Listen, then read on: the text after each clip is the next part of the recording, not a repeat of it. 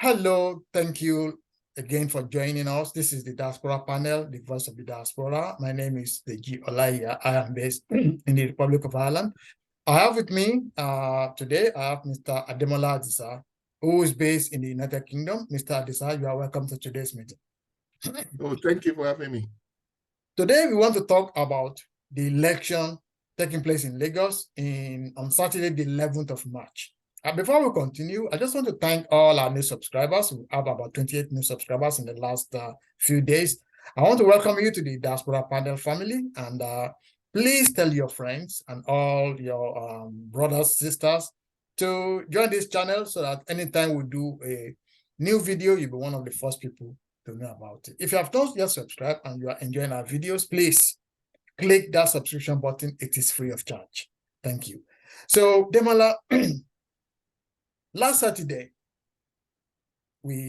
about on the 25th of February, to be precise, we had the presidential election in which something unprecedented happened in Lagos. Since 1999, another party, this time the Labour Party, won the majority of popular vote in Lagos. So there had been a lot of talk about this because the governorship race is coming up this Saturday on the 11th of March. We have three parties contesting. We have the APC, which is the ruling party, with the governor, the current governor, Babajide Sanwo-Olu, contesting. We have the PDP, who is also contesting with Dr. Jide Adediran, Jando, they call him Jando, who is also there to contest. We also have the Labour Party candidate, Mr. Gbadebo, is it Chukwudi? I know there's a Chinedu. Rose Favor. Yeah. So now there's a lot of contention that Lagos is a no man's land. A lot of people of Eastern extraction who has come to Lagos from the eastern part of the country, they've made their wealth in Lagos, they've made their name in Lagos. Lagos has supported them in every way, and they have, used the generosity of the Yorubas, to blossom in Lagos. I'm not saying that Lagos is a no man's land. And from everything that we are seeing, it looks like the candidate of the Labour Party is Igbo. He doesn't speak Yoruba, or his Yoruba is not, he doesn't speak Yoruba like a Yoruba man. He doesn't understand Yoruba. And we have been told that his wife is Yoruba, his mother is Yoruba, actually, and he grew up in the eastern part of Nigeria. There are some pictures that say that we've seen in which he was one of the IPOB, demonstrators. And I'm just wondering, what do you think will happen if we elect an Igbo man in Lagos as Lagos governor? Demola. Oh, thank you, Deji. The election of 25th of February is a national election for the presidency, and that is a nationwide factors that necessitated that election. And the Labour Party have a very good stand or outcome in Lagos due to Peter Obi's influence. But the governorship election is becoming more of a local affairs. If you also notice the outcome of the 25th of February election, even though Labour Party narrowly won Lagos for Obi, but all other ballots down the line that are more local were actually won by APC. So that tells you the influence of local factors in the election. So I won't be expecting the outcome of what happened on the 25th to repeat itself on the governorship or the House of Assembly's elections in Lagos. Yes, the Yorubas generally, we know we are very liberal, we are very accommodating, and this has been to a fault. There is no, we don't segregate or castigate anybody. We are very accommodating. Very, very accommodating. We are all together. But this is not so in other tribes in Nigeria. And especially the Igbos are not accommodating, not even to any other person that is not Igbo, even within themselves, within the Igbo land and within their own individual township or villages, they have always very exclusive. So they don't recognize any other person other than themselves. But that be the may, the thing that make Lagos and Yoruba land prosper is because of the accommodation. So I won't expect us to lose our head because of this. But the election that is coming is obvious that the candidates, the three main contenders now, which is the current governor, Sanwo-Olu, and for APC, and Jado for PDP, and Gbadebo Rose Sevo for the Labour Party. Out of this, from what is going on now, it's obvious that Sanwo-Olu has been not just only been a real negotiator, a son of the soil in all ramifications. He has also performed credibly well in the first term that is ending now. So he has a good chance based on his performance and based on his credibilities and antecedents that he will have a good grassroots support. Jado, even though with the collapse of PDP apparatus, not only in Lagos, but all over Nigeria, this has put them in a great disadvantage. It has been a contender, but with the emergence of the OB factor, the Labour Party factor that is eroding PDP, I don't think Jado will have any good stand. Okay. Talking about Gbadebo Rose, he has, up to now, nobody knows. It's not an household name. Nobody knows him. It's just as if the Labour Party just gets somebody from somewhere and put it on. It's not somebody that is well known in Lagos, and it doesn't seem to have the grassroots linkage. He doesn't speak Yoruba. He speaks even the ambassador, the U.S. ambassador or the British consulate consul can even speak Yoruba better than him. So he's really not somebody that you can call a Yoruba guy, because his upbringing was more in the East among the Igbo, which because of his mom, he lived with his mother. He doesn't live with his dad until now. So I don't think the labor wave is there, but I don't think that it will be as much possible, because this time around, I will expect the Lagosians to really stand up and defend their state. So, yeah, thank you, Demola. From what we are hearing, listen, I am not a hater of Igbos. I have a lot of family members who are Igbos, and I do respect them a lot. They're very intelligent. They're very hardworking. So, but my opinion is that I'm not going to say because I want to be nice, or that we are not going to say because we are Yoruba, we are going to be nice, we want to be liberal, we want to be accommodating, and then we are going to surrender our land. That should not happen. That should not happen. So what I am saying, what I'm trying to say here is that, do you think it's time for an Igbo governor in Lagos? Do you think it's time for an Igbo governor in Lagos? Yeah, hold on.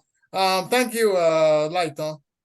Mr. Lighton, but thank you for calling in. So we actually discussing the March 11 governorship race in Lagos, and I have in the house Ademola Disa. So thank you for joining. So that's what we are discussing briefly. So Ademola, so do you think it's time for an Igbo governor in Lagos? I don't think so.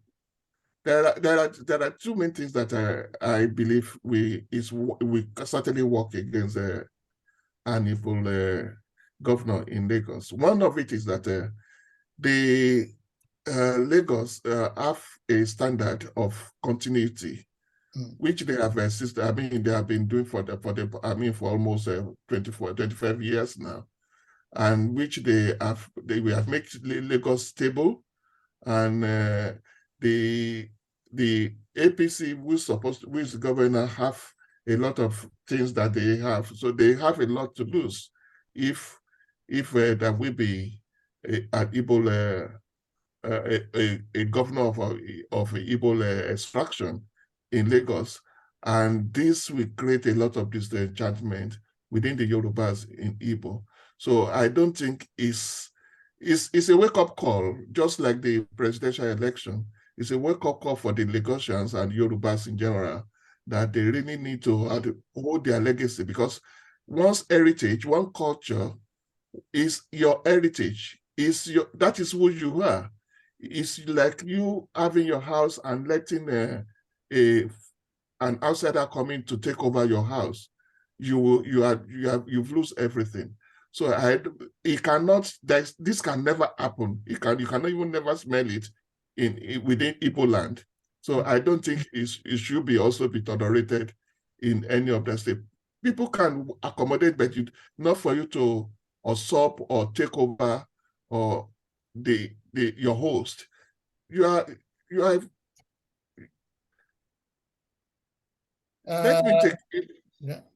Okay. Just like we are here in the UK, as liberal as they are, as you can even have, there's a limit of what you can be in this country.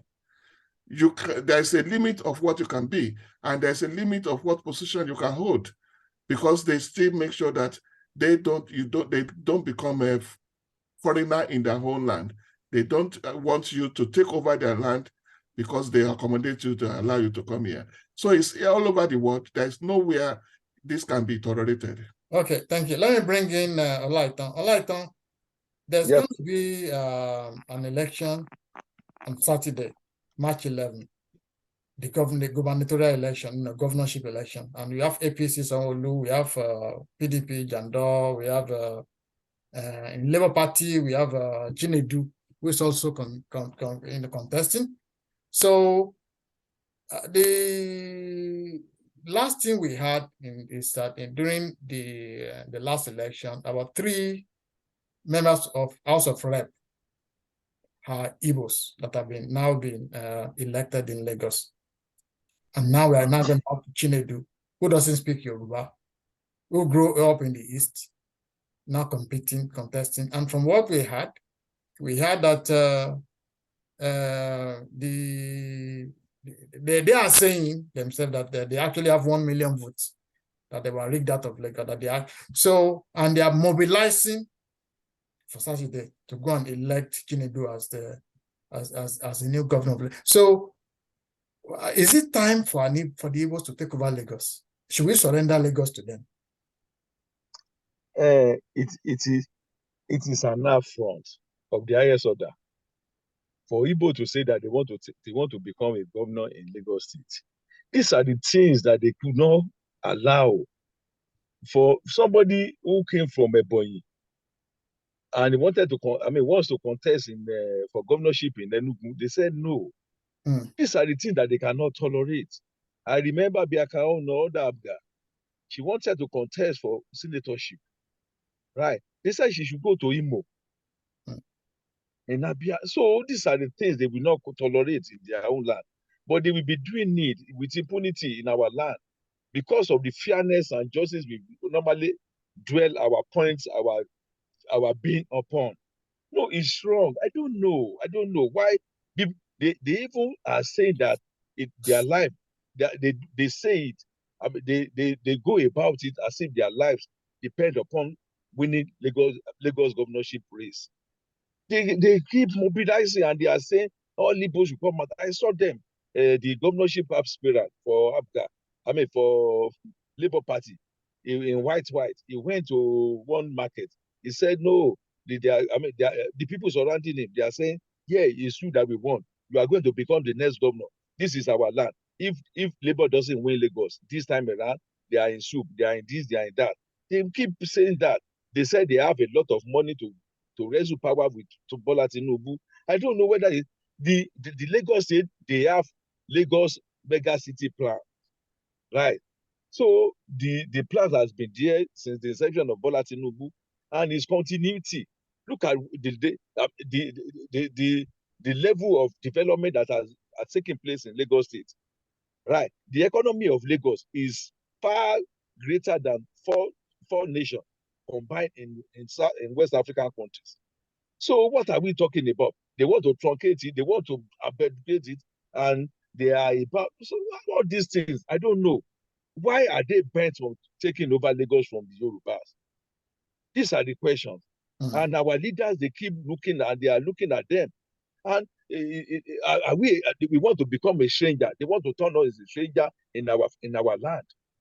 They are saying that Lagos is no man's land. Lagos is nobody's land. They hold the economy of Lagos. That is why they should be at the forefront of who determine the fortunes of Lagos. I don't know. These are the things we need to take into consider, and we need to educate ourselves. We need to go from one house to other. Right? Our people, we should stop all this liberal thinking that anybody can win Lagos. No, it is not. Okay. The development plan will be the development plan will be truncated. That is my hope. Thank you, Lighton. Let me go briefly over to Demola. Demola, looking at the demographics, what they are saying now is that they control the vote now in Lagos because they mobilize out and they will outvote the Yoruba population in Lagos. Do you see that coming? Do you think that will happen in Lagos? I think in this election we speak a lot of answering that question, because they believe that they are more populous than the Yorubas, that the Yorubas are the least populous population in Lagos, which I don't believe, which is obviously not true.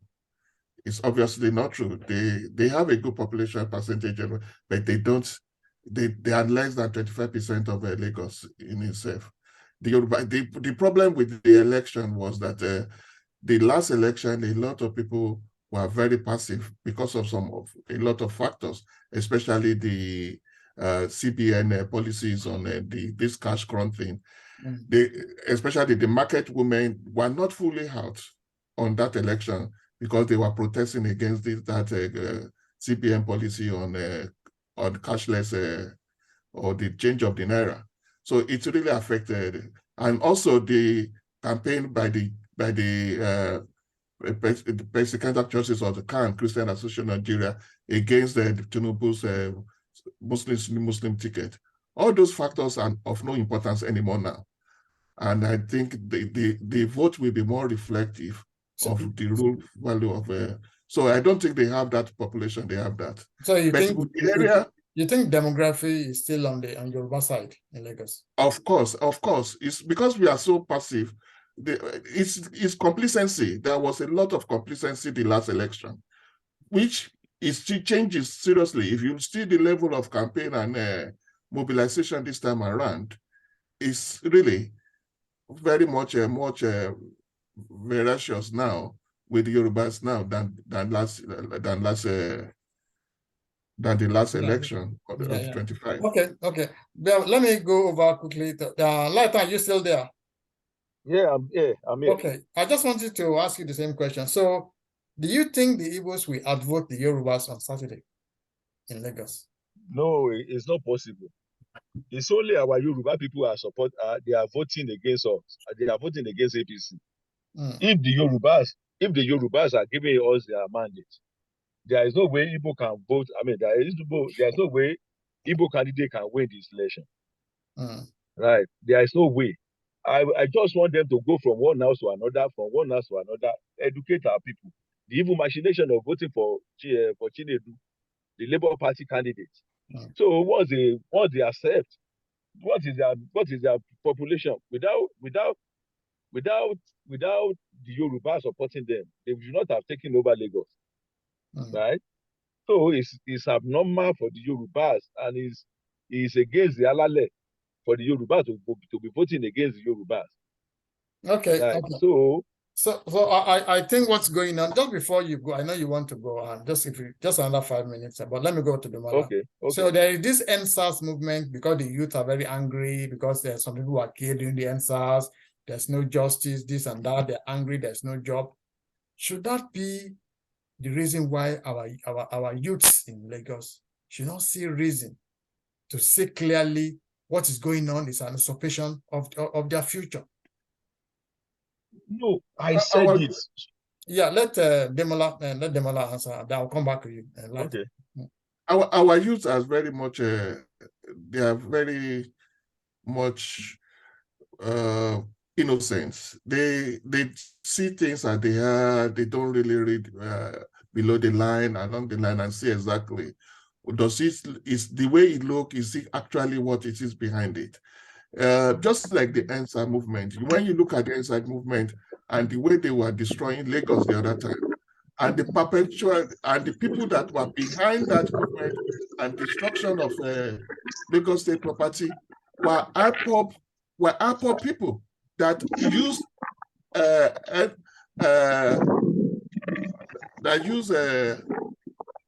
Okay, hold on. Lighton, I think we will excuse you. Yeah, okay, thank you. We'll excuse you. Okay, all right, yes. Bye. I think there are two. Okay, continue your thoughts, yeah. Yeah, it's the IPOB that hijacked the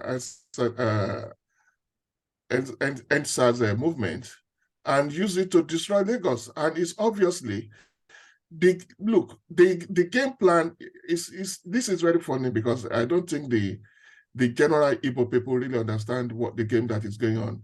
It's the IPOB that is trying to hijack Lagos and to perpetuate their ambition of seceding from Nigeria.